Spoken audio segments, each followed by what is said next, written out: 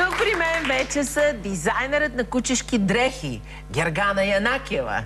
Тук е и Кристиан Шолин, собственик на развъдник за кучета Шолин Викрис. Правилно ли го каза, Кристияне? Да, правилно. Браво, добре. Правилно.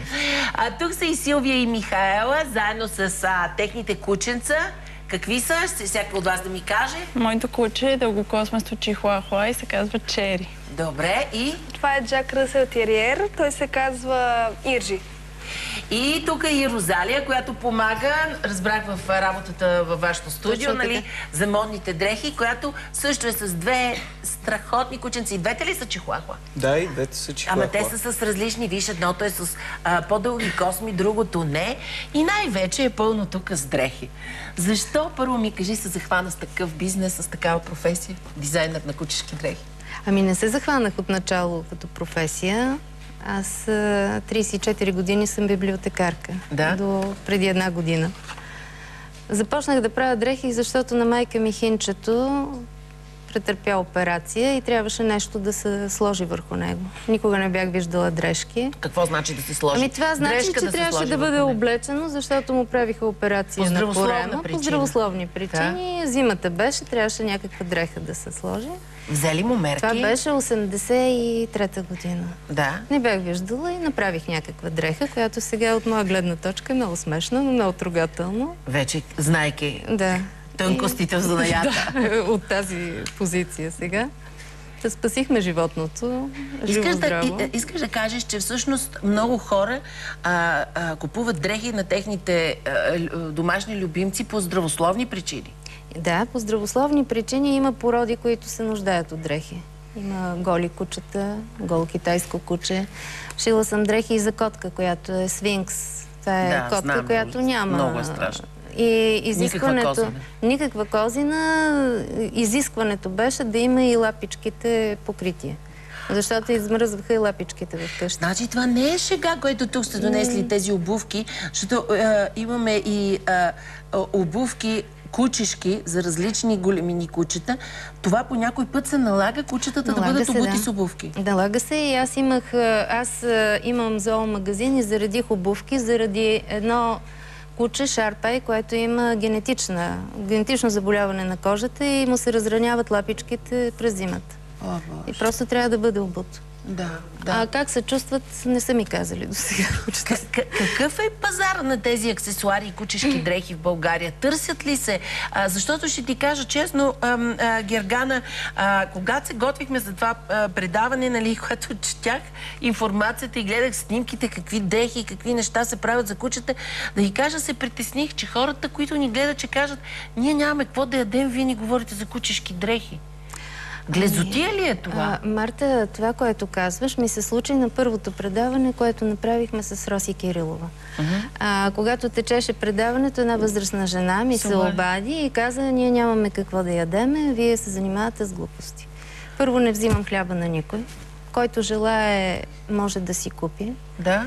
Така че това е нещо, което аз пък си изкарвам хляба. 96-та година в най-голямата криза започнах с това, защото имах нужда и от средства.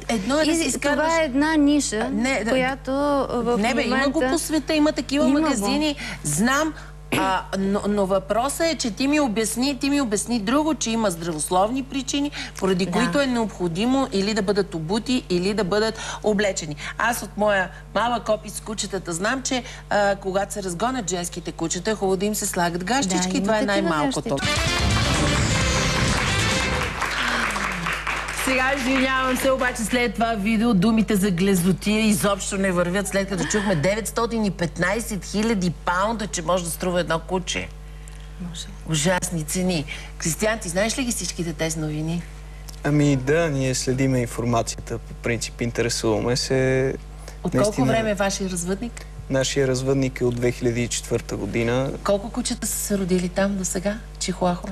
И до момента имаме около 40 родени чихуахуа. А в момента колко има? В момента имаме само едно. А жените ли предимно предпочитат тази порода или мъжете? Предимно жените ги предпочитат и водят тяхните мъже, нали? нас. Жените обичат и мъжете да ги водят на каишка, но ти все пак си още млад и не знаеш. Но поне неофициално. Неофициално. Да. Но това, което съм видяла и в България, и по света, е как дамите ги носят в чантите си, просто като играчки тези кученца. Те са много кротки, нали?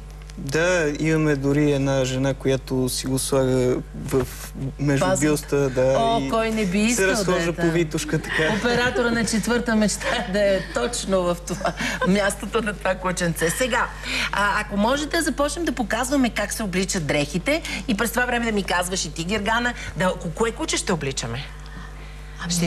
Кое ще ни дадете да облечем? Имаме тук едно. Облечени една тук част имаме, от тях. вижте какво. Имаме облечени, които можем да ги покажем, но тук имаме едно якенце, което мислих, че дали ще бъде склонен. Това са нейните дрехи, твоя приятел. Да бъде облечен. Мъжки, може да го пробваме. Червено яке, рокерско, какво говориш? Не стига, че е чихуахуа, не стига, че е малка чихуахуа, искате да го облечете в червено и розово, съвсем ще го потиснете, момчето. Няма да го потискаме, бе, човек. Обувал ли си му обувки на твоето кученце? На него специално не сме му обували. Той е дошъл с вратовръзка с гербове. Обратно трябва да го облечем. Обратно? Как? Това ли? Ето. Обличането. Има ли порода кучета, които не бива да бъдат обличани? Забранено е за тях? По принцип, кучетата, които живеят по-на север, на тях ще им стане доста топличко с дрежки и не е хубаво. Така ли? Не е поради някакъв вид порода. Това приятно ли е според вас на кучетата? Не е ли мъчение за тях да бъдат стягани в тези дрехи? Чакайте, извинявайте, всъщност не трябва вас да питам, ще питам. Неприятно ли ти да си в тези дрехи, моето дете? Всичко е въпрос на свикване и въпрос Кажи ми как му името, той се обиди, че... Пив-пав е той. Как? Пив-пав. Пив-пав. Хубаво ли ти е в тази дрежка? Пив-пав. Как да ти кажа? Какво казваш? И по-хубаво също така ми е било. И по-хубаво му е било, казва той. И аз сега да го видим как ще се разхожда за тази дрежка, доли. Момичета, нали ще направим едно ревю, както сте ми обещали. Дайте, тук имаме една булка. Може ли да разведа булката? Има ли тя? Това е една доста досадена булка, прозяваше се. Аз ще водя булката, защото това ми остана мечта. Като аз не можах да се ожена, поне да вода едно чихуахуа булка. За кой ще я женим? Който си избере или който ние и предвидим? Хайде, заповядайте. Обикновено така завършват ревютата. Ние започваме. Давай. Харесва ми, казва тя. Май го хареса. Ела, моето момче, пав. Ела тук да ви запознаем. Избягай. Не иска да се жени. Аз ти казах, с това розово, дето го облякохте, го изложихте пред момичето. Има надежда. Той я хареса. Заповядай, ела да разведем и тая красавица. Това е вечерен туалет. На абитуриентски бал ли е тръгнала? Как се казва тя? Някой знае? Джесика. Ти си абитуриентка май тази година. Изключително официално се е докарала Джесика. Той не е хареса. Шаферката. Шаферката на булката ли е това? Моля, заповядай да покажем и твоето кученце. Как му името? Чери. Чери? Каква каишка има Чери? Хайде, Чери, ела да видим кого ще хареса най-много. Пав ли беше, бе, човек? Джав ли беше? Пив-пав, разбира се. Пив-пав, както се казва. Хареса ли я? Не, той си иска булката. Дали заради роклята я хареса най-много? Как мислите? Ще го попитам пак. Пив-пав, кой ти харесва най-много от тези дами? Пив-пав, кой ти харесва най-много от тези дами? В момента се чуди. Това е изобилие. Аз съм много болна. Моля ти сега да разходим и твоят прелестен кучок. Ти ми кажи, защо обличаш твоето куче в тази дреха? Защото той е такъв тип по-спортен, затова реших да го облека и по-спортно облечен. Ела напред, имаме дефиле в момента. Днес е по-спортно облечен. Да. Иначе има и някои по-официални дрехи, така ли? Не точно, просто зимата, като е студено, и ние го обличаме, за да не му е студено. Как се... още едното иде. Мъж ли е това пак? Мъж. Оле, още един мъж. Той как се казва? Айде, при жените. Seven Angel е той. Seven Angel. Чакай сега, тук стана страшно. Как се казваше това куче? Иржи. Иржи, хубаво ли ти е с тази дрежка, моето дете? Айде, тук, нали знаеш, че обикновено акат кучетата, са ако усетат. Иржи, хубаво ли е в тези дрежки? Иржи! Иржи не иска да говори. Иржи пошторя от жените. Иржи, кажи, моето момче, червеният цвят ли ти е любимия? Той ми е любимия, ама го пробутахте на онзи светло-бежовия. А тази дреха ти си я купила, или? Не. Не си я купила. Сега си я взела само на заем. Да. А иначе вкъщи шиеш ли на твоето кученце дрежки? Аз не мога да шия. И какво? Трябва само да купуваш. Да, така се налага. А, какво?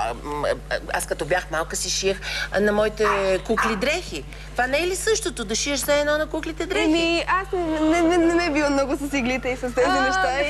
Така ли? Оле, събарят женските дрехи. Не само ги събарят, Марта. Да, и препишкали. Абсолютно. И много по-страшни неща са правили кучета в това студио. Сигурна съм, че днешното предаване, ако не е друго, е много любопитно за всички, които ни гледат. Обаче ти, Гергана, да ми кажеш най-малкият размер дрежка, която си шила за кученце. Най-малкият размер е едно малко кученце на една клиника във Варна. Да. Имат мини пудъл. Гръбчето му е 15 см долу. О, Боже, той колко ти играчка. Аз не вярвах и когато направих дрехата, специално след като я изпратих, помолих да ми кажат дали това съответства и казаха перфектно. А снимка не получи ли поне? Ами не съм получила снимка, но правихме на това куче. Ако ни гледат неговите собственици, много ще ги помолим да ни пратят снимка. Това е уникално малко кученце. Да, това е една клиника в Варна, която са редовни клиенти точно с такива нестандартни кученца. Да.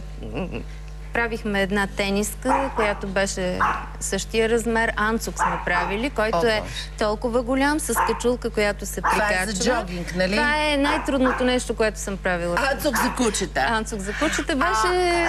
Сега в момента текат отзад на плазмите тези страхотни снимки на кученца, които ние намерихме, да. Това е просто някаква много голяма царска особа е тая. Аз я виждам, че е много нафукана кучка, макар че е малка кучичка. А най-голямото куче, което си обличала?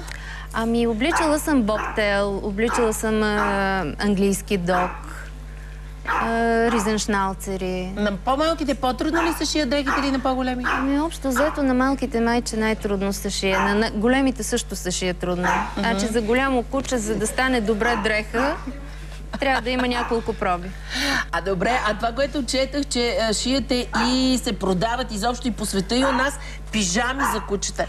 Нормално ли има ли едно куче да иска да бъде облечено в пижама, когато тези неща, които правя, са по-скоро на манекена, не знам дали се вижда. Да, виждам ги, ето ги, това са дрехи за изложба, те са безшевни, отвътре са без шев, за да може кучето, когато е подготвено, за да го изнесат на манежа, да не се развали прическата. Това е... Това са за някакви страшни расови кучета, които ходят по някакви изложби, изложения. Марта, само да ти преведа междувременно това, дето лае, той казва, до сега беше пълно с жени тука, пуснати и сега изведнъж всички ме зарязахте сам в средата да стоя като куче. Извинявам се, но не ти е добър кучешки. Аз ще кажа той какво казва в момента. Какво каза, бе? Той не е странен диалект. Писна ми Марта Вачкова да води жените. Искам аз от тук нататък... Не ми беше удобно да ти го кажа в очите, това, дето го казва. Въртете мялко кюто искам аз. Кажи сега, последните думи знаеш ли кои са?